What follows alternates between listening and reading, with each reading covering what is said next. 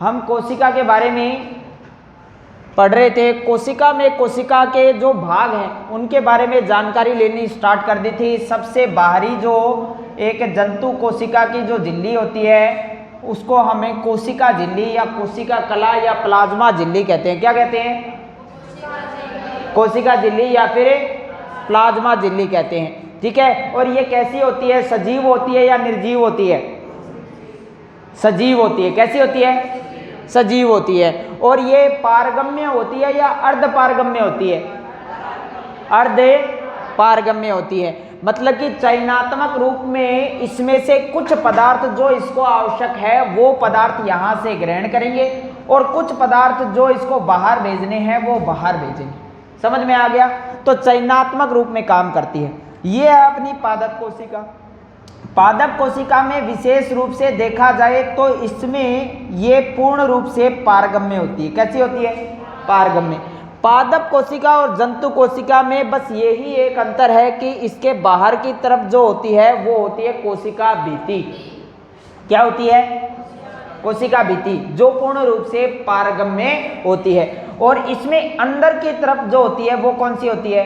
कोशिका झिल्ली। इसका मतलब ये है कि कोशिका झिल्ली दोनों में पाई जाती है, पादप कोशिका और जंतु कोशिका में। लेकिन कोशिका भित्ति केवल किस में मिलती है? पादप कोशिका में पाई जाती है। ये बात ध्यान में रखना है। फिर हम बात करते हैं, देखो हमने कुछ चीजें और पढ़ी थी, जैसे फैगोसाइटोसिस।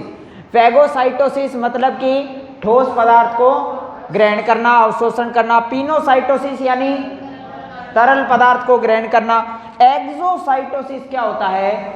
कोई भी पदार्थ हो उसको कोशिका से बाहर निकालना। और एंडोसाइटोसिस कोई भी पदार्थ को अंदर ग्रहण करना। ठीक है, तो ये बात ध्यान में रखनी है। अगर बात करें, दो विधि आती है, एक तो विसरण विधि और एक परासरण विधि। विसरण यानी डिफ्यूजन, परासरण यानी ओस्मोसिस।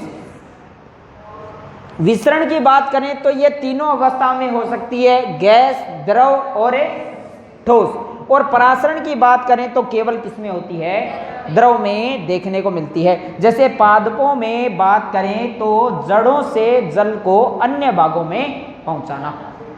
ठीक है, ये परासरण विधि से ही होता है।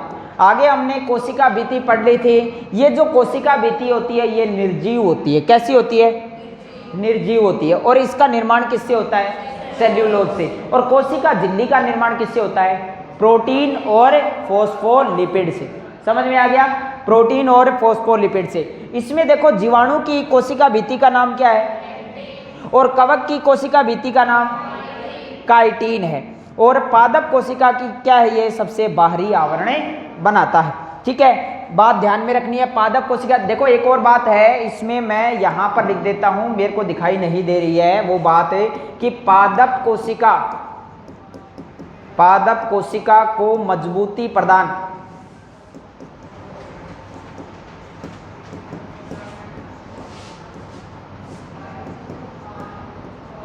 करना। पादप कोशिका को मजबूती प्रदान करने का कार्य भी कौन करता है? कोशिका भित्ति। ठीक है, कोशिका भित्ति जंतु कोशिका में और माइकोप्लाज्मा में नहीं पाई जाती, केवल पाई जाती है तो पादप कोशिका, कवक में और जीवाणुओं में। जीवाणुओं में एकमात्र जीवाणु है माइकोप्लाज्मा जिसमें कोई भी कोशिका भित्ति नहीं पाई जाती। निर्माण इसका सेल्यूलोज से होता है। ये पारगम्य झिल्ली होती है जो किसी भी पदार्थ को आने जाने में हेल्प करती है, मदद करती है। तो ये बात भी हो जाती है। ये ध्यान में रखना, कोशिका भित्ति को मजबूती प्रदान करना इसका एक कार्य है। ये आया हुआ क्वेश्चन है अपने आप में। आगे हम बात करते हैं कोशिका द्रव्य।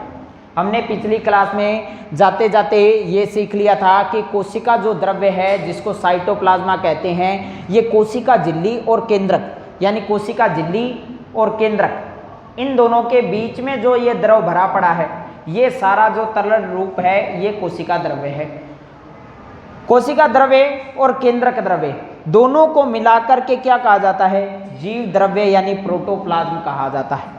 ये चीजें ध्यान में रखनी है।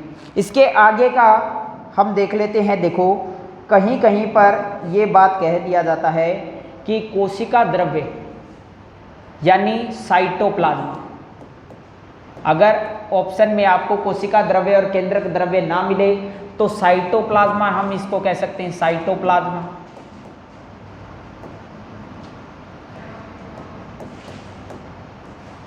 और न्यूक्लियोप्लाज्मा।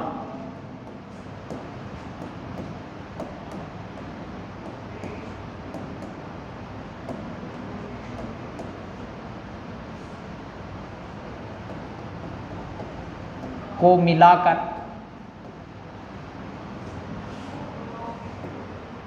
जीव द्रव्य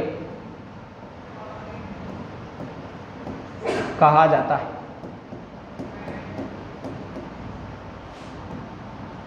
एक और बात करें जीव द्रव्य की। जीव द्रव्य की खोज, जीव द्रव्य की ही बात कर रहे हैं हम सारी। जीव द्रव्य की जो खोज है वो डुजार्डिन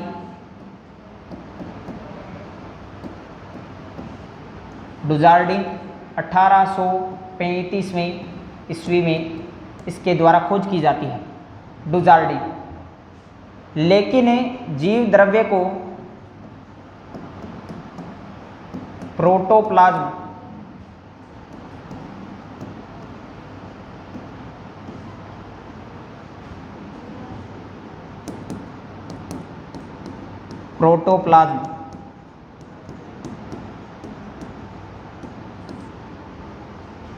नाम दिया।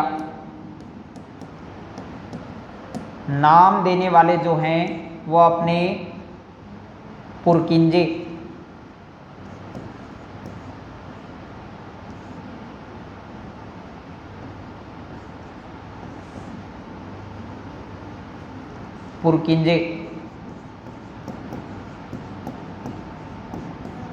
पुरकिंजे के द्वारा नाम दिया जाता है 1840 में। एक नंबर पे पुरकिंजे हैं और दूसरे नंबर पे बात अगर करें तो अगर पुरकिंजे ऑप्शन में नहीं है तो वॉन मोल ने भी ये बात कही थी, वॉन मोल। तो प्रोटोप्लाज्म में नाम दिया पुरकिंजे। कहीं कहीं पर क्वेश्चन में ये बोल दिया जाता है कि जीव द्रव्य के खोजकर्ता कौन है और ऑप्शन में डुजार्डिन नहीं है, वहां पर ऑप्शन में है पुरकिंजे, तो पुरकिंजे ही लगा देना है। ठीक है, क्योंकि जीव द्रव्य के बारे में पूर्ण रूप से बताने वाले जो है अपने पुरकिंजे हैं। इन्होंने जो नाम दिया था, डुजार्डिन ने जो नाम दिया था, नाम दिया सारकोड। सारकोड नाम दिया था इसका, डुजार्डिन ने इसको सारकोड कहा। लेकिन ये खाली एक सर्च कर रहे थे और उस रिसर्च के अंदर अपने वहाँ पर इन्होंने पाया कि किसी भी कोशिका के अंदर अगर जीव द्रव्य नहीं है तो वो कोशिका समाप्त है। ठीक है, जीव द्रव्य प्रमुख रूप से सारे काम जीव द्रव्य से होते हैं, यानी कोशिका के अंदर कोशिका यानी साइटोप्लाज्मा कोशिका द्रव्य होना चाहिए, केंद्र के अंदर केंद्रक द्रव्य होना चाहिए। तो इन दोनों को मिलाकर के बताया कि ये दोनों चीज होती हैं जीव द्रव्य, जिसके कारण एक जीव जीवित रहता है। ठीक है, और इन्हीं चीज के अंदर सारी चीजें हमारी जितने भी हम खाते हैं, पीते हैं, सांस लेते हैं, सब कुछ यहाँ साइटोप्लाज्मा में ही आके मिलता है। तो पुरकिंजे ने ये सारी बातें बताई थी, 1840 की बात है, और इन्होंने इसको नाम दे दिया प्रोटोप्लाज्म। ये अब क्वेश्चन बन जाता है, तो जीव द्रव्य की खोजकर्ता कौन है? डुजार्डिन। और कब? 1835। अगर ये ऑप्शन में नहीं है डुजार्डिन, तो जीव द्रव्य के खोजकर्ता किसको माना जाता है? पुरकिंजे। पुरकिंजे ने ही सारा वर्णन इसमें बताया था। पुरकिंजे ने नाम क्या दिया था? प्रोटोप्लाज्म। और डुजार्डिन ने क्या नाम दिया? सारकोड। इसका उल्टा भी क्वेश्चन बनता है कि सारकोड नाम जीव द्रव्य का किसने दिया? डुजार्डिन ने। ठीक है, ये बात ध्यान में रखनी है। और अगर यहाँ पर प्रोटोप्लाज्म के नाम के लिए ऑप्शन में पुरकिंजे नहीं आता है तो क्या नाम ले लोगे? वॉन मोल। तो इस तरीके से एक दूसरे के क्वेश्चन का तोड़ यहाँ पर मैंने लिख दिया है। एक और बात करते हैं, देखो हैक्सले का नाम आता है। हैक्सले द्वारा जीव द्रव्य को जीवन का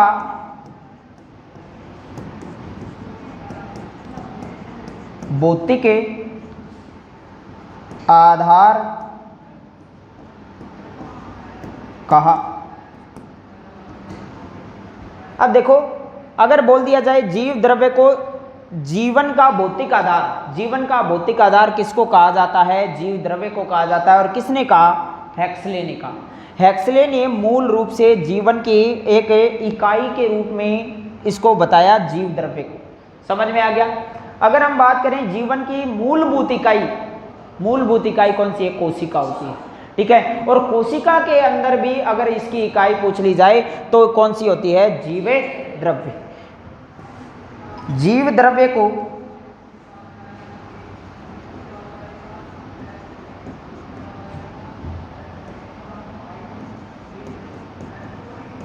कोशिका की आत्मा कहा जाता है।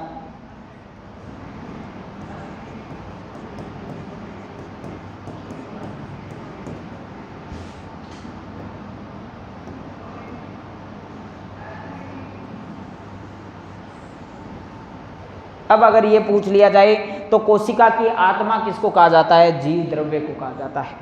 जीव द्रव्य को कोशिका की आत्मा कहा जाता है। जीव द्रव्य को जीवन का भौतिक आधार, जीवन का भौतिक आधार किसको कहा जाता है? जीव द्रव्य को। और किसने कहा? हेक्सले ने, ठीक है। जीव द्रव्य की खोज किसने की? डुजार्डिन। और नाम क्या दिया डुजार्डिन ने? सारकोड। कब की? 1835 में। फिर प्रोटोप्लाज्म, जीव द्रव्य को प्रोटोप्लाज्म नाम किसने दिया? ऑप्शन में ये नहीं है तो वॉन मोल। कब नाम दिया? समझ में आ गया? फिर एक बात करें कि जीवन का भौतिक आधार किसको कहा जाता है?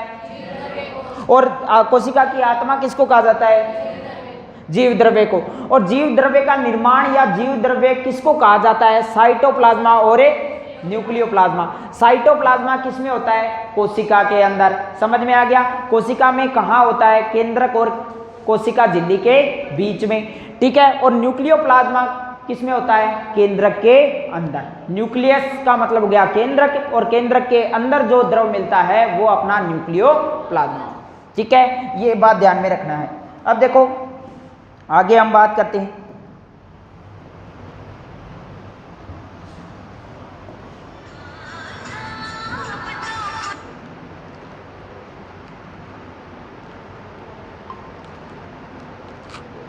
अब देखो एक और बात,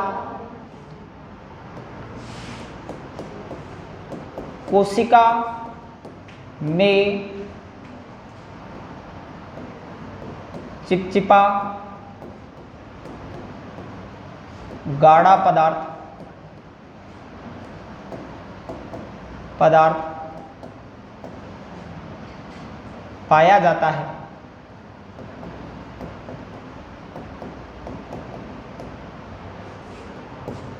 जिसमें सभी कोशिकांग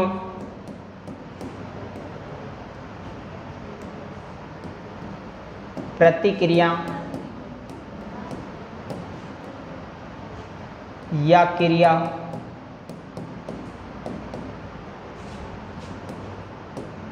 करते हैं। साइटोप्लाज्मा यानी कोशिका द्रव्य,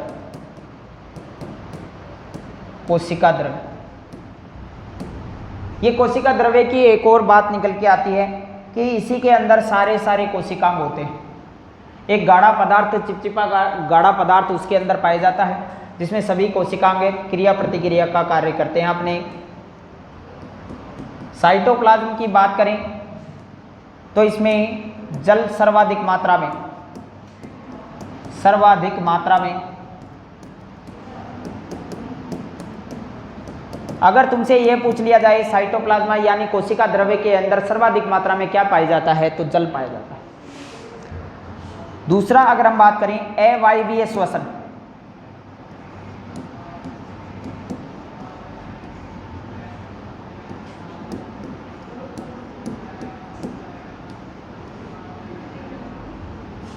अवायवीय श्वसन यहां पर देखने को मिलता है।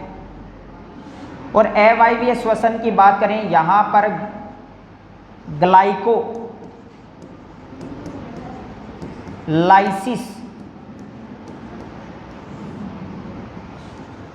की प्रक्रिया। अब तुमसे यह पूछ लिया जाए कि कोशिका द्रव्य के अंदर अवायवीय श्वसन जो होता है उसको हम क्या बोलते हैं, उस प्रक्रिया को क्या बोलते हैं, ग्लाइकोलाइसिस बोलते हैं। ग्लाइकोलाइसिस इस प्रक्रिया को कहा जाता है, ग्लाइकोलाइसिस।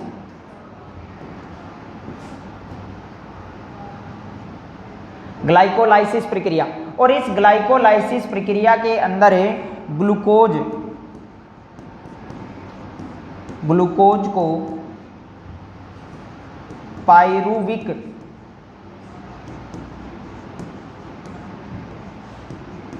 अम्ल में बदला जाता है।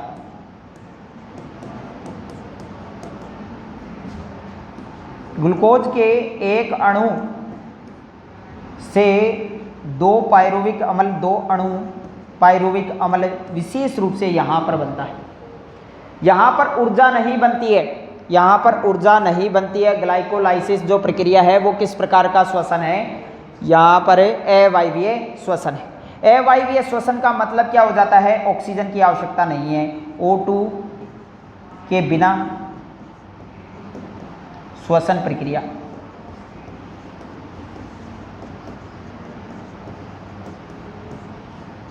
O2 के बिना यहां पर श्वसन प्रक्रिया देखने को मिलती है।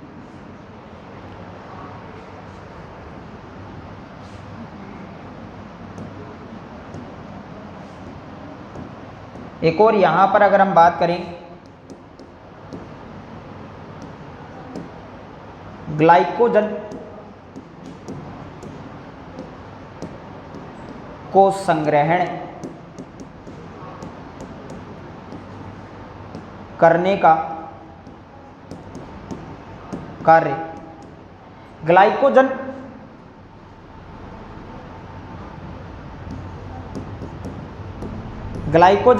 को संग्रहण करने का कार्य। ग्लाइकोजन, ये ग्लूकोज से ही ग्लाइकोजन बनाया जाता है, तो ग्लूकोज को ग्लाइकोजन के रूप में बना करके ये अपने पास संग्रहण कर लेता है, और इसी ग्लाइकोजन से वापस अगर ऊर्जा बनानी हो कभी भी, तब इस ग्लाइकोजन का उपयोग कर लेता है, क्योंकि हमारे पास एक ऊर्जा बनाने वाला घटक यहाँ पर पाया जाता है जिसको माइटोकॉन्ड्रिया कहते हैं। क्या कहते हैं, माइटोकॉन्ड्रिया। तो ये बात ध्यान में रखनी है कि ग्लाइकोजन का संग्रह कोशिका में कहाँ पर देखने को मिलता है, अपने कोशिका द्रव के अंदर, जिसको हम साइटोप्लाज्मा भी बोलते हैं। साइटोप्लाज्मा में सर्वाधिक मात्रा में क्या पाया जाता है, जल पाया जाता है। जल के बिना तो कोई बात हो ही नहीं सकती। देखो, आप अगर भोजन करते हो तो भोजन करने से आधे घंटे पहले जल का ग्रहण कर लेना बहुत आवश्यक होता है, जिससे पाचन अच्छे तरीके से हो। पाचन कब होता है, जब जो एक बड़ा जो आप भोजन कर रहे हो उसका एक टुकड़े को अलग अलग हिस्से में टूटना ही क्या होता है, पाचन होता है।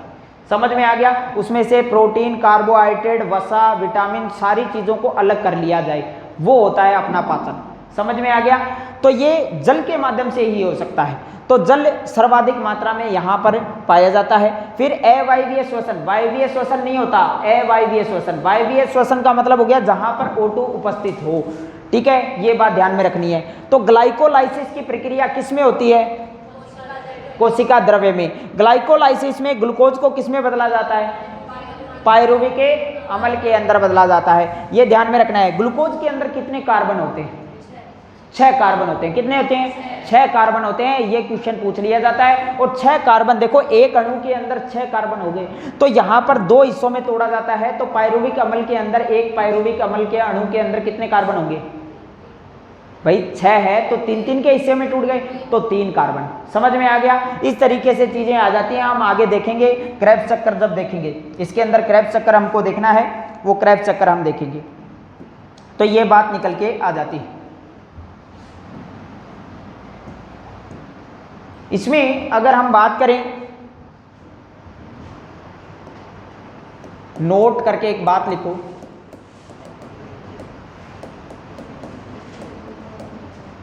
कोशिका द्रव्य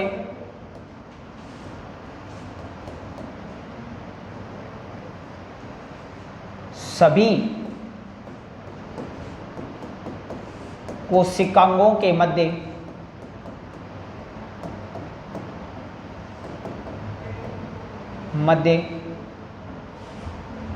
एक माध्यम का कार्य, माध्यम का यानी मीडियम का कार्य करता है।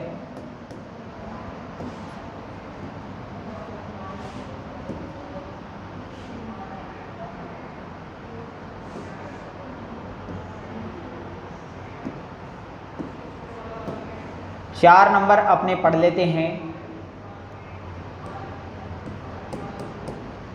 गोल्जी काय, जिसको गोल्जी बॉडी, गोल्जी बॉडी भी कहते हैं। गोल्जी काय, गोल्जी बॉडी। एक कोशिका की अगर हम बात करें, एक कोशिका के अंदर बीच में तो हमारे केंद्रक हो जाता है, जंतु कोशिका है ये, और यहाँ पर इस तरीके की संरचना देखने को मिलती है। इस तरीके की संरचना इसमें देखने को मिलती है। ये जो संरचना आप देख रहे हो ये है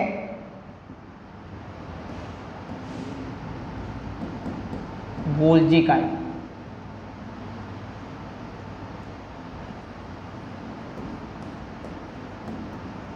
ये गोल्जी काय है।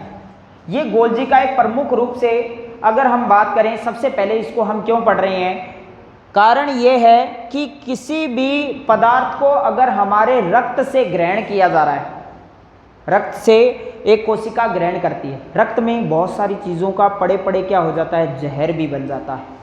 ठीक है, वो जहर अगर किसी कोशिका के अंदर गया तो कोशिका को नष्ट कर देगा। समझ में आ गया?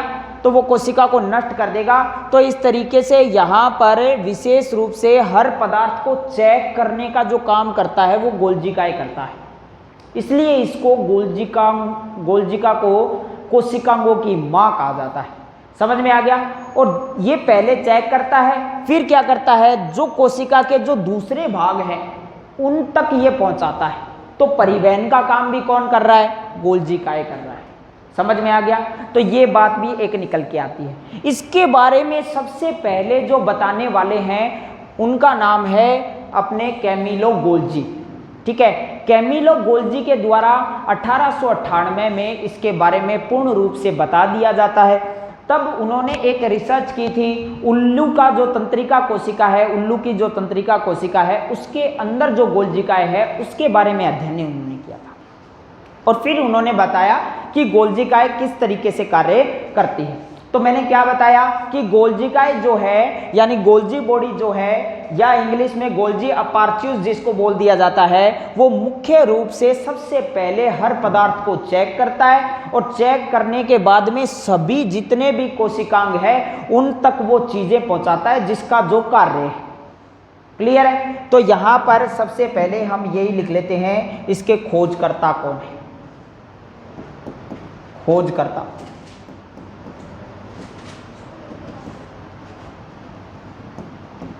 Camillo Golgi.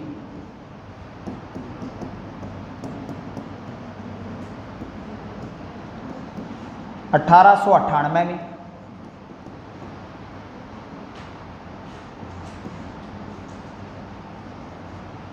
उल्लू की तंत्रिका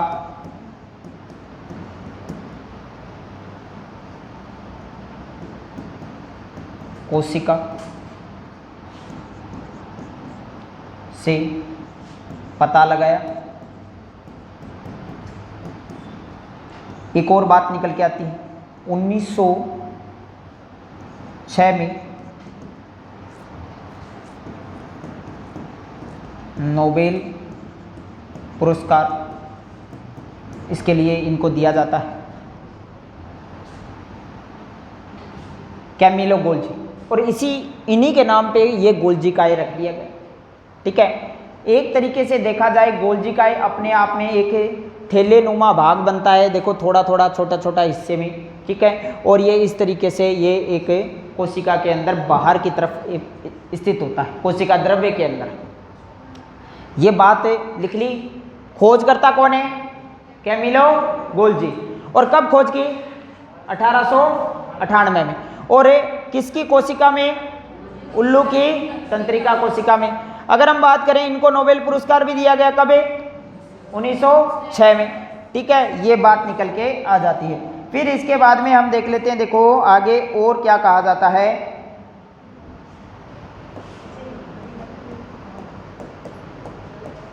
गोल्जी काय को कहा जाता है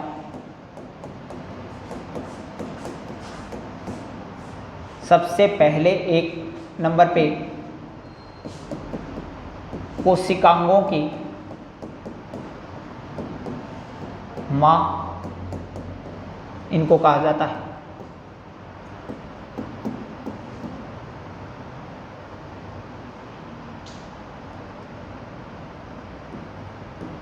परिवहन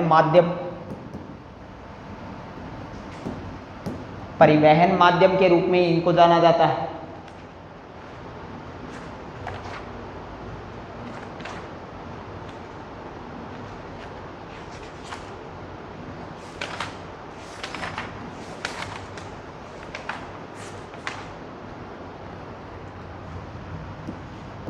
और बात करें, यातायात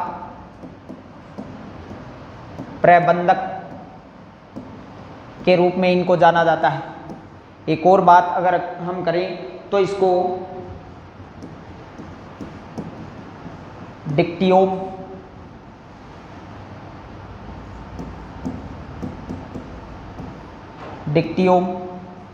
इसको कहा जाता है।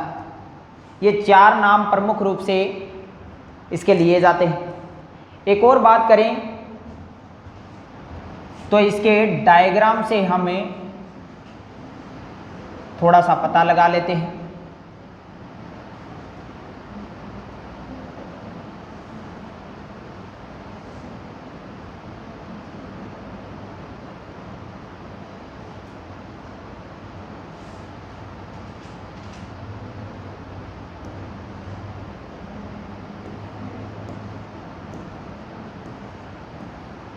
यहां पर इस तरीके की ये गोल गोल जो संरचनाएं हैं, इनको हम बोलते हैं वेसिकल्स।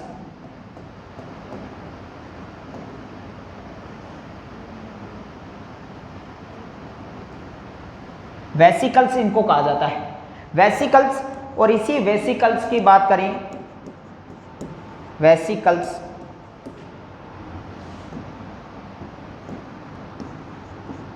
में वसा व प्रोटीन का संग्रह, वसा व प्रोटीन का संग्रह यहां वेसिकल्स में किया जाता है। इसके अलावा इसकी जो ऊपरी झिल्ली है,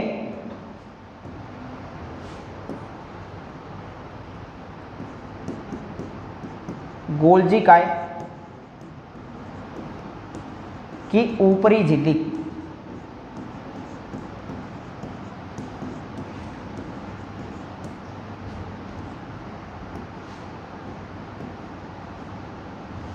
एकल झिल्ली होती है, एकल झिल्ली वाला कोशिकांग इसको कहा जाता है। और इस झिल्ली का नाम है सिस्टर्नी।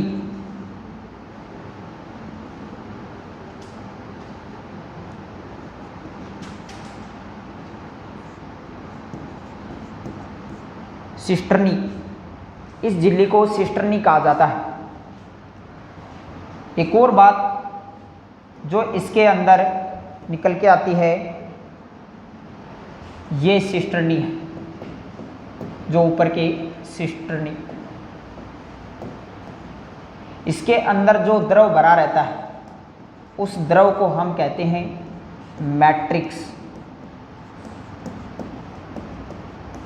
मैट्रिक्स कहीं पर भी नाम आ जाए, गाढ़ा द्रव होता है, गाढ़ा द्रव। तो कोशिका के अंदर विशेष रूप से कोशिकांग जो छोटे छोटे अंग हैं इसके, उनके अंदर का कोई भी द्रव का नाम आ जाए तो वहां पर मैट्रिक्स एक गाढ़ा द्रव है, मैट्रिक्स कहा जाता है। ऊपर की यहाँ की झिल्ली जो है, इसकी झिल्ली का नाम है सिस्टर्नी। ठीक है। वेसिकल्स में, वेसिकल्स जो होते हैं इसके आर बार जो दिखाई दे रहे हैं, ये ही वेसिकल्स इसके यातायात प्रबंधक के रूप में या परिवहन माध्यम या प्रबंधक के रूप में यहाँ पर काम आते हैं। और इसी वेसिकल्स के अंदर क्या स्टोर होता है, इकट्ठा क्या होता है, वसा और प्रोटीन ये इकट्ठा करता है। ये विशेष बात यहाँ पर निकल के आती है। एक और अगर हम बात करें, इसका एक प्रमुख कार्य निकल के आता है जिसमें ये लाइसोसोम का निर्माण करता है। इस वजह से इसको लाइसोसोम की मां भी कह दिया जाता है। ये लिख लिया क्या? तो लास्ट बात इसकी हम लिख लेते हैं। देखो,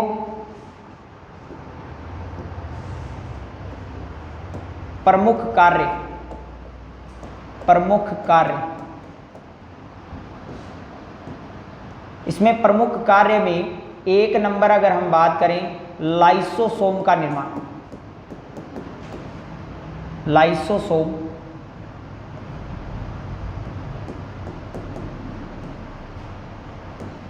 का निर्माण, जिसकी वजह से लाइसोसोम गोल्जी काय को, गोल्जी काय को लाइसोसोम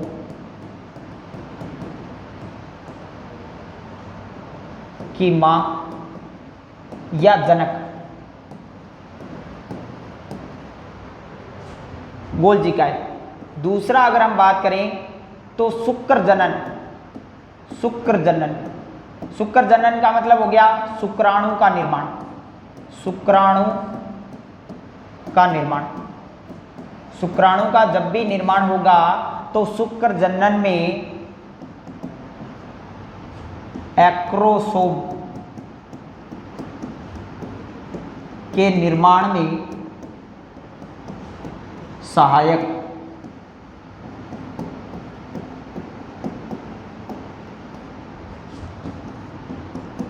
कोशिकांग, सहायक कोशिकांग कौन सा है? गोल्जी काय। गोल्जी काय के द्वारा विशेष रूप से शुक्र जनन में एक्रोसोम के निर्माण में सहायक है। इसके अलावा लाइसोसोम का निर्माण कौन करता है? गोल्जी काय करता है। गोल्जी काय को यातायात प्रबंधक कह दिया जाता है, परिवहन प्रबंधक या माध्यम इसको कह दिया जाता है, कोशिकांगों की मां इसको कहा जाता है, डिक्सियोरोम इसको कहा जाता है। तो ये कुछ बातें निकल के आती हैं। नोट करके एक बात और लिखते हैं, बहुरूपिक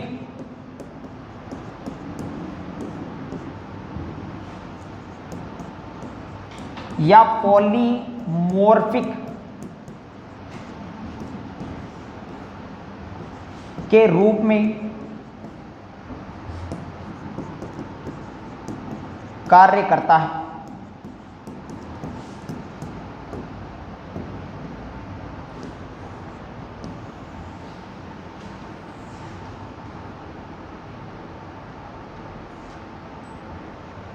तो देखो, मैंने बताया था कि कोशिका में अगर कोई भी पदार्थ पहले आता है तो उसको चेक करने का काम जो है वो गोल्जी काय के पास में है। ठीक है, मैंने ये बात कहीं पर नहीं लिखाई है, इस बात को नहीं लिखा है क्योंकि एग्जाम में पूछा ही नहीं जाता। ठीक है, लेकिन बड़ी एग्जाम में ये एक थ्योरी के रूप में पूछ लिया जाता है। लेकिन यहाँ पर अपने को क्या बताया गया है? बहुरूपिक या पॉलीमॉर्फिक, यानी ये अपना रूप बदल के ही चीजों को ग्रहण करता है ताकि ये ना पता लगे कि ये क्या चीज है। अगर कोई पदार्थ कोशिका ने ग्रहण किया है और उस पदार्थ की अगर हम बात करें तो उस पदार्थ में अगर कोई जीवाणु साथ में आ गया, कोई वायरस साथ में आ गया, समझ में आ रहा है? वायरस साथ में आ गया तो उस वायरस को खत्म कैसे किया जाए, ये यहाँ पर जरूरी है। समझ में आ गया? बहुत सारे कीटाणु जो है वो हमारी त्वचा के माध्यम से कोशिका के अंदर चले जाते हैं। समझ में आ गया? और उनको चेक करना जरूरी है, तो ये चेक करने के रूप में यहाँ पर काम। दो प्रमुख काम इसमें देखने को मिले, एक तो क्या बताया मैंने? लाइसोसोम का निर्माण, और दूसरा क्या बताया मैंने? शुक्र जनन के अंदर, शुक्र जनन का मतलब हो गया शुक्राणु का निर्माण। जब भी शुक्राणु का निर्माण होगा तो वहां पर एक्रोसोम, एक्रोसोम के निर्माण में सहायक कौन सा कोशिकांग है? गोल्जी का।